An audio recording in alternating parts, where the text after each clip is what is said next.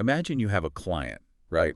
And they engage in, like, severe, dangerous headbanging. Oh, yeah, tough situation. Right. So you introduce a treatment, and it works perfectly. Like, they completely stop hurting themselves.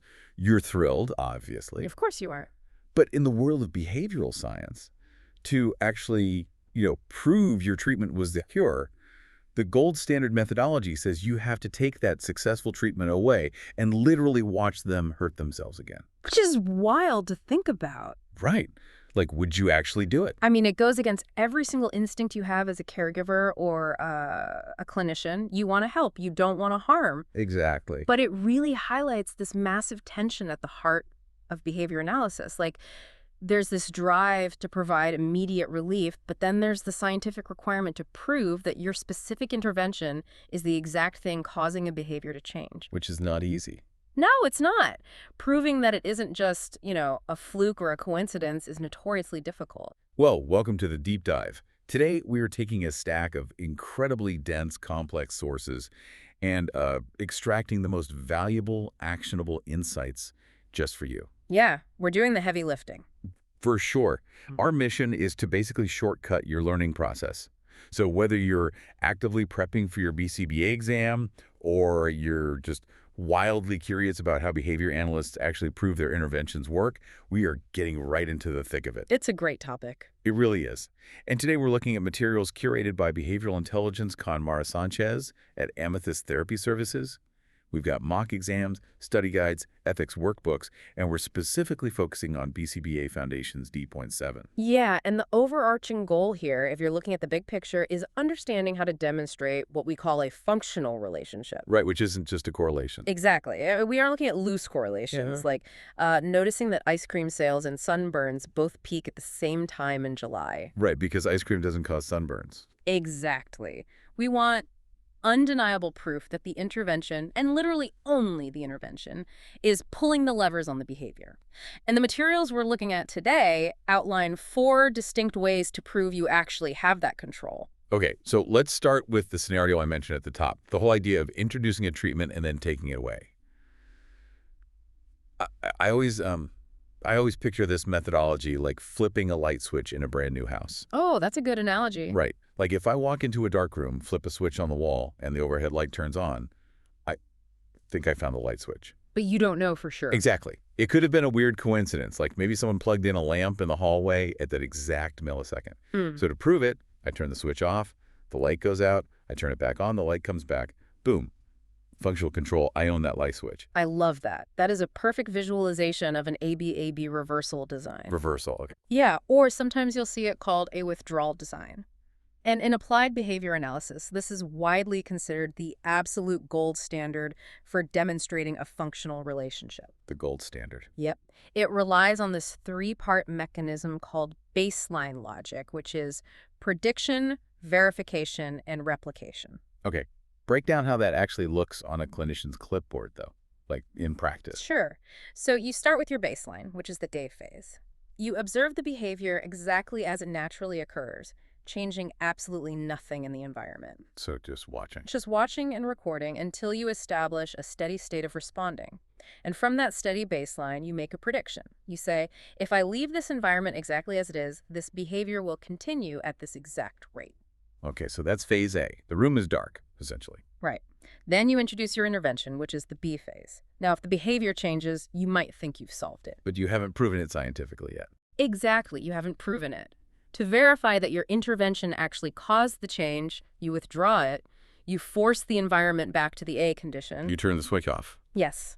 And if the behavior returns to its original problematic baseline levels, you have achieved verification. Okay. And then finally, you implement the treatment B one more time. If the behavior improves again, you have replication. The sources point to a really compelling real-world example of this, actually. It's the Romaniak et al. Study from 2002. Oh, yeah, classic study. So they were working with 3 students with developmental disabilities, and these kids were engaging in severe problem behaviors during academic tasks. We're talking about like crying, throwing pencils, getting out of their seats, making inappropriate comments whenever math worksheets or reading assignments were handed out. Right, and a functional analysis proved these behaviors were specifically escape-maintained. Meaning they just wanted to get out of doing the work. Exactly. The students were overwhelmed and acting out to escape the demands. So the researchers wanted to test a specific intervention, which was choice. Just choice. Yeah. Would simply allowing the students to choose which academic task they worked on reduce the problem behavior? Even though, they ultimately still had to do the exact same amount of work. It's a fascinating premise, like just giving them agency to see if it shifts the environment from a demand to more of a collaboration. Hmm. So how did the ABA design actually prove it worked? So in the A condition, the baseline, the students had no choice. The teacher literally just walked up and handed them a specific assignment, and the problem behavior was predictably high. Lots of crying, lots of escaping. Right. Then they introduced the B condition. The teacher offered a menu of tasks, and the students got to pick. And the data showed that the problem behavior plummeted almost immediately. But to prove the light switch worked, they had to actively turn it off. They had to take that agency away again. They did. They removed the choice and forced the students right back into the A condition. And just as predicted, the crying and getting out of seats spiked right back up to baseline levels. Wow. And then finally, they reinstated the choice condition, the second B, and the problem behavior plummeted again. They had rock-solid proof of a functional relationship. The choice, and only the choice, was controlling the behavior. Which brings us right back to that ethical dilemma from the hook, though. Like in the romantic study, the kids were crying and trying to escape. It's disruptive, sure, but it's not life-threatening. Right, it's manageable. But what if we look at the mock exam scenario from the Amethyst Therapy Services workbook? Dr. Ashley has a client engaging in severe property destruction and head banging. Yeah, and this is where pure science really has to bow to clinical ethics. The exam asks for the best experimental design for Dr. Ashley, and you absolutely cannot ethically leave a client in a baseline condition, the A phase, where they are actively harming themselves, just so you can gather a few days of steady data on a graph. You can't just let them hurt themselves just to establish the prediction phase. That's awful. Exactly. So the correct answer for the exam, and for real life, honestly, is to use a BAB design. BAB. Yeah. So starting with the treatment. Yes. You start with the treatment immediately. You implement the B phase on day 1 to protect the client and stop the head banging. But wait, if you start with the treatment, how do you verify it?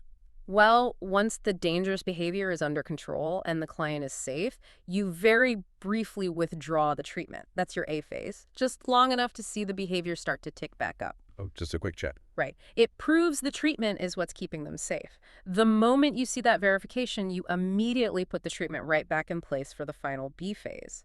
It prioritizes the client's physical safety while still, scraping together enough data to demonstrate experimental control. That makes total sense. Protect first, verify second. Yeah. But there's another roadblock with reversal designs beyond just ethics, right? Yeah.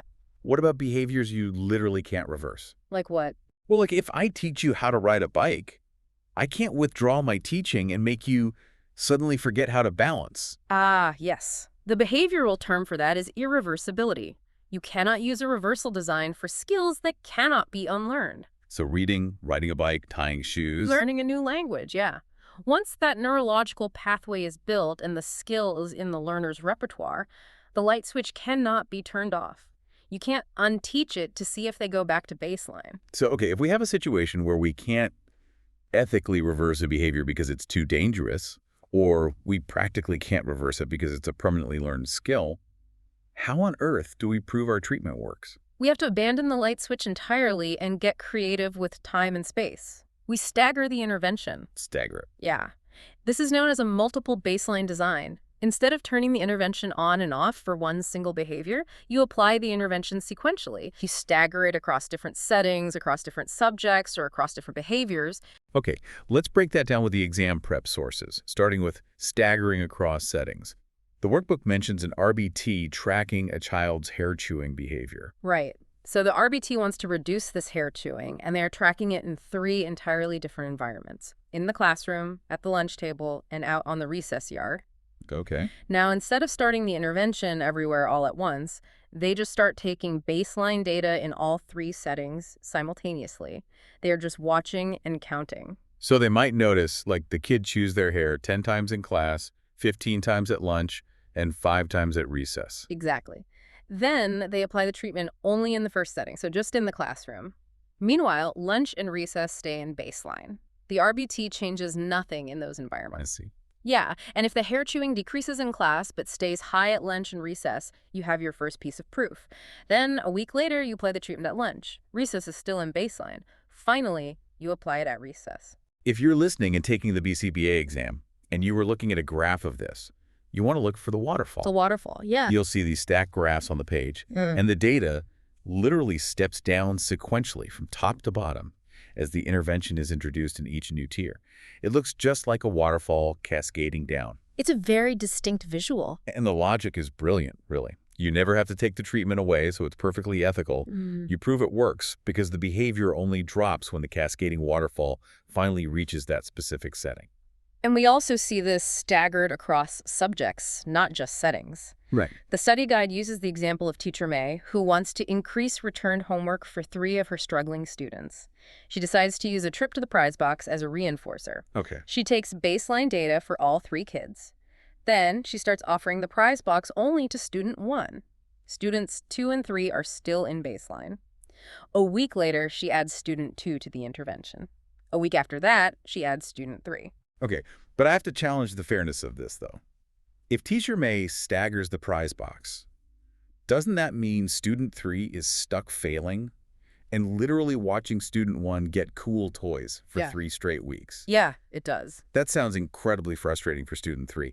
Isn't that a huge downside to this design? It is a massive downside. You've hit on the primary limitation of the multiple baseline design. It requires considerable time, and you are inherently withholding a potentially effective treatment from some subjects, settings, or behaviors for an extended period. Student 3 just has to sit there and wait their turn while the researcher proves their point. Exactly. Not to mention, practically speaking, taking continuous daily baseline data on student 3 for weeks while you wait for the waterfall to reach them. It's exhausting for the data collector. I bet. Which leads to a crucial exam tip, the multiple probe design. Oh, how does the multiple probe fix that? Instead of taking continuous data in those waiting baselines, which eats up hours of observation time, you just take intermittent probes. Just checking in. Right. You check in on student 3 maybe once every few days just to make sure their baseline is still stable. It saves a ton of resources while still maintaining the integrity of the staggered design. Okay, so multiple baselines are great because there's no reversal, but they are agonizingly slow. You have to wait for the waterfall. Yeah. What if you were a clinician who needs to know right now which of 3 different interventions is the most effective? You don't have time to wait. Right. You don't have weeks to stagger them across different kids. You need a rapid-fire comparison. When you need speed, you turn to the multi-element design, which is also frequently referred to as the alternating treatments design. I always relate this one to a blind taste test. Like, if you want to know if you prefer Domino's or Pizza Hut, you don't eat an entire Domino's pizza on Monday and then an entire Pizza Hut pizza on Tuesday. No, you definitely don't. That takes way too long, and honestly, by Tuesday, you might just not be hungry for pizza anymore. Because your appetite has changed. In behavioral terms, your motivating operations have shifted because you are already full from Monday. Right, so instead you take a bite of Domino's, then a bite of pizza, then Domino's, then Pizza Hut. You rapidly alternate the bites in the exact same sitting to see which one your taste buds respond to best in real time. That's the multi-element design. It is highly efficient. You rapidly alternate 2 or more treatments to see which one the behavior aligns with best. And here is a massive advantage. No baseline is required. Really? No baseline at all? None. You can jump straight into the taste test without spending a week observing dark rooms. The sources give us some great prep examples for this, actually, like finding a reinforcer for a nonverbal client. Yes. Let's say you want to know what motivates them most. Right. Right. Getting tickles, playing with a wind-up toy for 15 seconds, or getting a potato chip. You don't test tickles for a whole week. You rapidly alternate them, sometimes within the exact same session. Tickles, then chip, then toy, then chip, then tickles. And you meticulously track which one results in the highest rate of the desired behavior. Exactly. Or you can use it to compare actual teaching interventions. The workbook mentions a scenario where a teacher is comparing a prompt delay procedure versus a most to least prompt hierarchy. Oh, MPL. Yeah, MTL for a student learning to label items. In the morning session, the teacher uses prompt delay. In the afternoon session, they use most to least. The next day, they flip it. Morning is MTL, afternoon is prompt delay. You were just bouncing back and forth constantly. And what is so powerful about this is how it solves a major scientific problem called sequence effects. Sequence effect. Right. So in a standard reversal design, if you try treatment B for a month and then treatment C for a month, treatment C might only look like it worked because it followed B. Oh, like the learner was already primed for it. Exactly. Or maybe treatment B just exhausted them. By rapidly alternating the treatments in a random, unpredictable order, you minimize the chance that the sequence itself is skewing your data. Let's visualize the graph for this, because if you are taking the BCBA exam, this one jumps right off the page. The graph for a multi-element design looks like absolute chaos at first glance. It really does. It's a zigzagging mess of overlapping data paths. You have these different colored lines tangling together, just bouncing up and down across the grid. It does look chaotic. But the critical graphing exam tip is this. Experimental control is proven when one of those tangles breaks away from the pack. Okay, so you're looking for separation. Yes.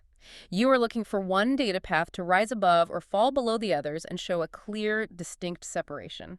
If the potato chip line suddenly separates from the tickles and toy lines and stays consistently higher with no overlap, you have proven that the potato chip is the superior reinforcer. The chaos resolves into clarity.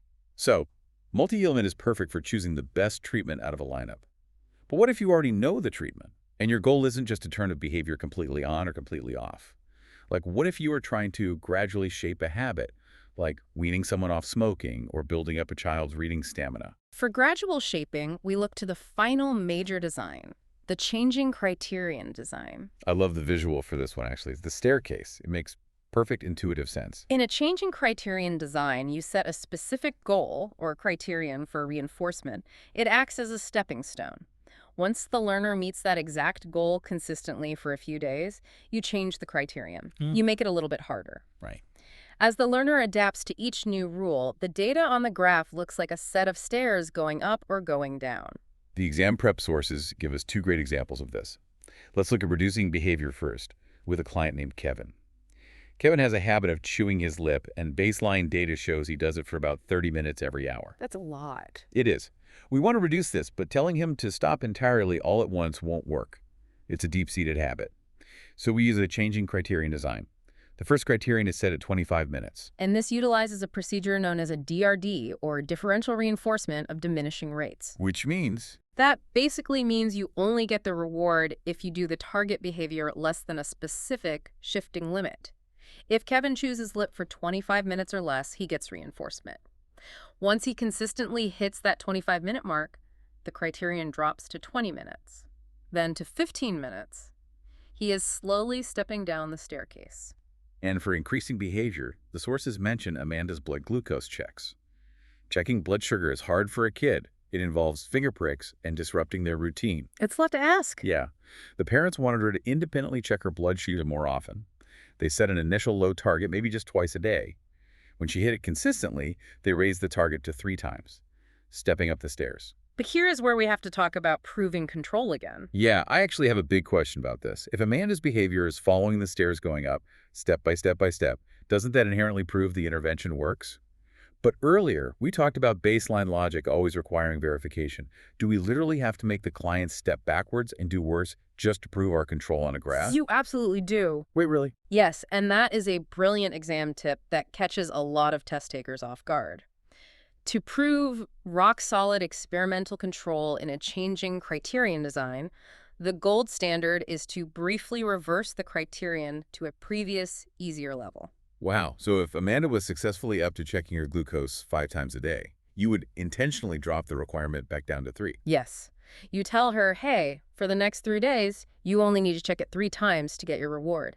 And if her behavior dips back down to perfectly match that exact old criterion of free, you have absolute undeniable proof that your contingency, your specific rule, is what is controlling the behavior. Oh, I see. It proves that she isn't just naturally maturing or getting better with practice over time. She is specifically responding to the changing requirements of your intervention. That is wild, but scientifically it is bulletproof. Now, before we wrap this section, we have to talk about the major trap with changing criterion designs. The Amethyst workbook highlights this with a really specific mock question, the 4th grade Harry Potter trap. Oh, this is a classic trick question. Right, so the scenario goes like this. A 4th grade student is having difficulty reading. She can currently only read simple CVC words, consonant-vowel consonant words, like cat and hat. Okay. Her teacher wants to increase her reading fluency. So the teacher gives her a copy of the first Harry Potter book and plans to use a Changing-Criterion design, gradually increasing the target for the number of correct words read per minute. Mm. The exam asks, why is this experimental design inappropriate?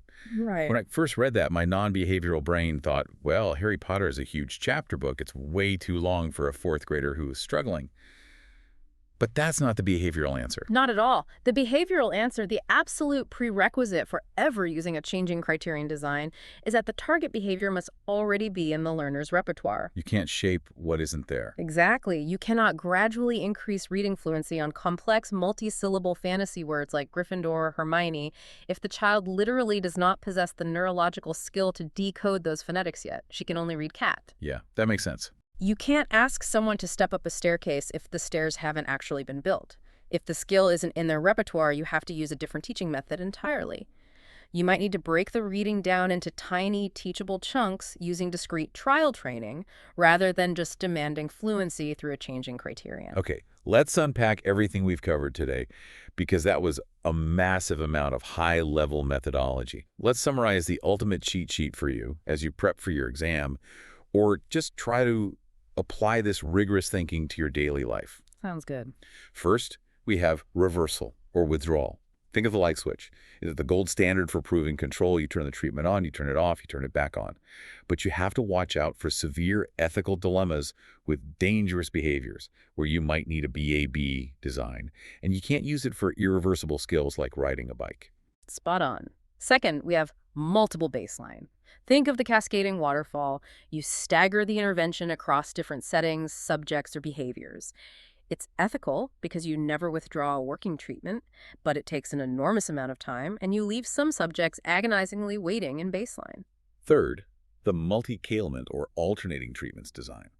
Think of the rapid blind taste test. You are rapidly bouncing between treatments to compare them quickly, no baseline is required, and it prevents those tricky sequence effects. Look for the tangle of lines on the graph to suddenly separate. And finally, the changing criterion design. Think of the staircase. You are gradually shaping a behavior up or down to new thresholds, and you verify it by occasionally stepping backwards. But always remember the Harry Potter trap. The behavior must already exist in the learner's repertoire. If you found this breakdown helpful, you definitely need to check out Amethyst Therapy Services. They provided the incredible mock exams, study guides, and ethics workbooks that fueled today's deep dive. You can find more amazing prep material at www.oski4amethysttherapyservices.com, or just shoot them an email at info@amethysttherapyservices.com. And stay tuned for our next deep dive into BCBA Foundations D.8, where we'll unpack comparative, component, and parametric analyses. It's going to be a great logical next step to figure out not just if a treatment works, but which exact part of it is doing the heavy lifting. I honestly can't wait for that one. But before we go, we always like to leave you with a final thought to mull over. Yeah, I want you to think about your own daily habits. Like how often you are scrolling on your phone or ordering takeout, like in our pizza analogy. If an alien scientist were tracking you on a single subject design graph right now, looking down from space, what interventions in your environment are currently controlling your behavior without you even realizing it? How much of what we passionately call free will is actually just a predictable, measurable response to a shifting environmental baseline? It really makes you wonder who is actually flipping the light switch on your own behavior. Think about it. We'll catch you next time on The Deep Dive.